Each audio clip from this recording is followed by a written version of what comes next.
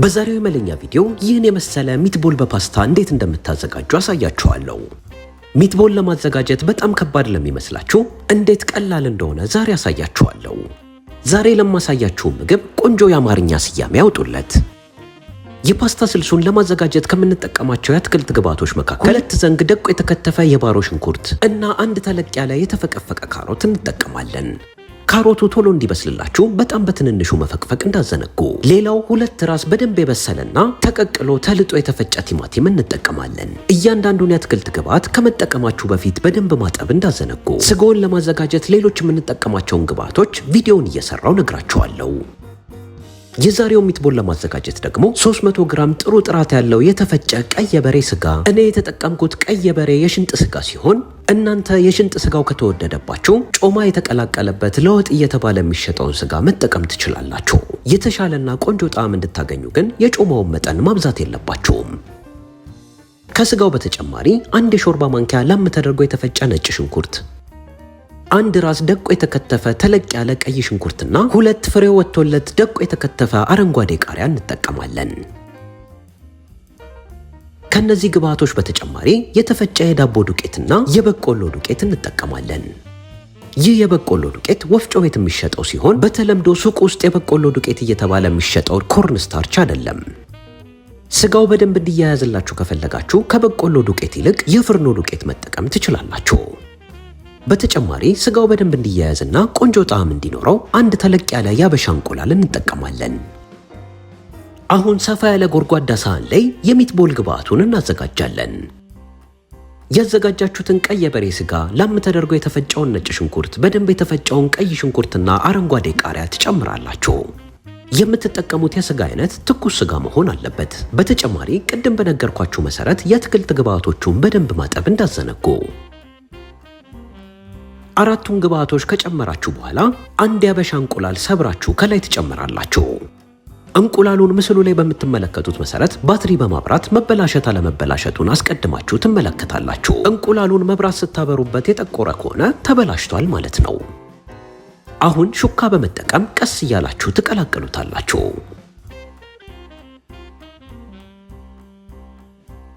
ግብአቱን በሹካ በተወሰነ መልኩ ከቀላቀላችሁ በኋላ 2 የሾርባ ማንኪያ የምግብ ዘይት ከላይ ትጨምራላችሁ። እዚህ ጋር የምትጠቀሙት ዘይት የወይራ ዘይት ቢሆን ይመረጣል። በመቀጠል 2 የሾርባ ማንኪያ የተፈጨ ዳቦ ዱቄትና 1 የሾርባ ማንኪያ የበቆሎ ዱቄት ትጨምራላችሁ። የጨመራችሁትን ግብአት በሹካው በተወሰነ መልኩ ትቀላቅሉና እጃችሁን በሚገባ በመታጠብ በደንብ ትቀላቅሉታላችሁ። በመለኛ ገጽ ሁል ጊዜ እንደምንላችሁ በደንብ በሚገባ ከታጠብነው እጃችን ይልቅ ፋብሪካ የተመረተ የፕላስቲክ ጓንት እንመርጣለን ካላችሁ እዚህ ጋር ጓንት አርጋችሁ መቀላቀል ትችላላችሁ። እጃችሁን በመጠቀም በከፊል ስጋውን ካያያዛችሁት በኋላ ግማሽ የሻይ ማንኪያ የቀረፋ ዱቄት፣ 1 የሻይ ማንኪያ የሮዝመሪ ዱቄትና ግማሽ የሻይ ማንኪያ የበሶ ብላ ዱቄት ከላይ ትነሰንሳላችሁ። በመቀጠል የምትፈልጉትን ያህል ጨው ከላይ ትጨምሩና በእጃችሁ በደንብ ታያይዙታላችሁ። እዚህ ጋር የጠቀስኩላችሁን 3 አይነት ቅመሞች እንዴት እንደሚዘጋጁ ገጻችን ላይ አቅርበናል። እኛ ያላሳየናችሁን የቅመም አይነት ምግባችን ላይ አንጠቀምም። ምስሉ ላይ እንደምትመለከቱት ስጋውን በደንብ በእጃችሁ እያቀላቀላችሁ በሄዳችሁ ቁጥር እርስ በራሱ ይያያዝላችኋል።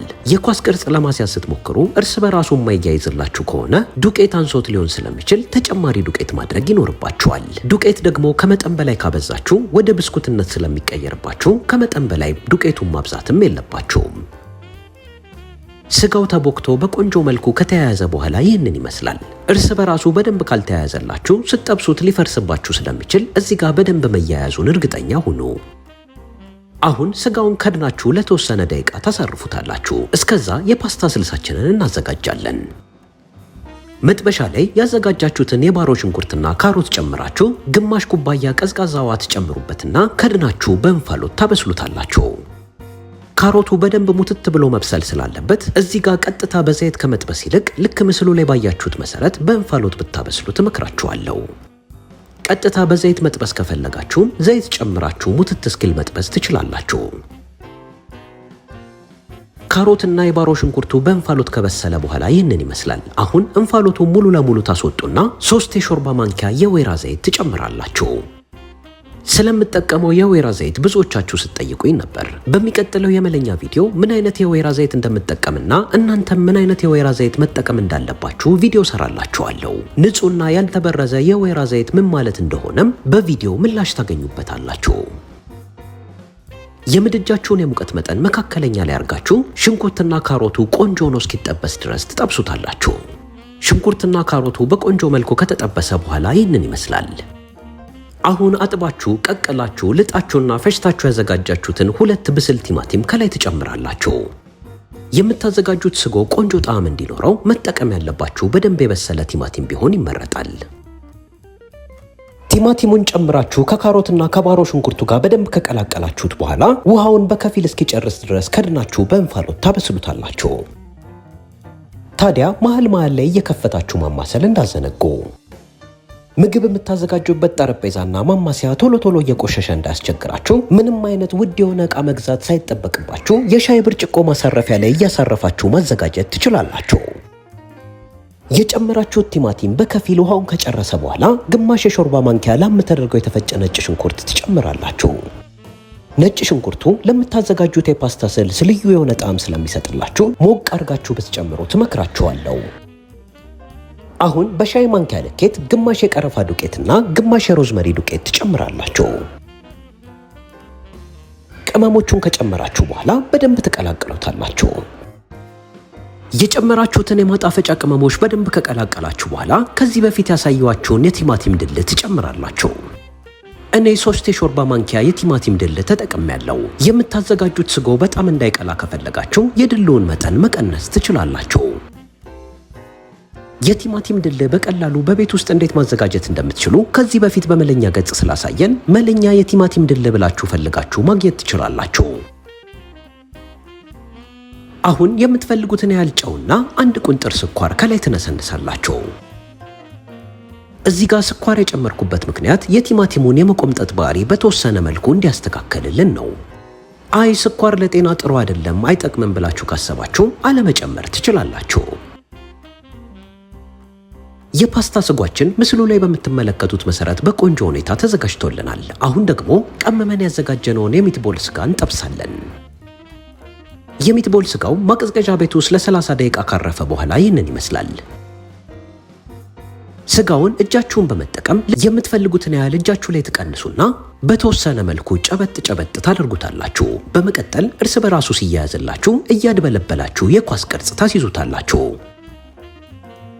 የኳስ ቅርጽ ስታስይዙት እጃችሁ ላይ እየተጣበቀ ካስቸገራችሁ እጃችሁ ላይ የተወሰነ ዘይት እያረጋችሁ ማድበልበል ትችላላችሁ።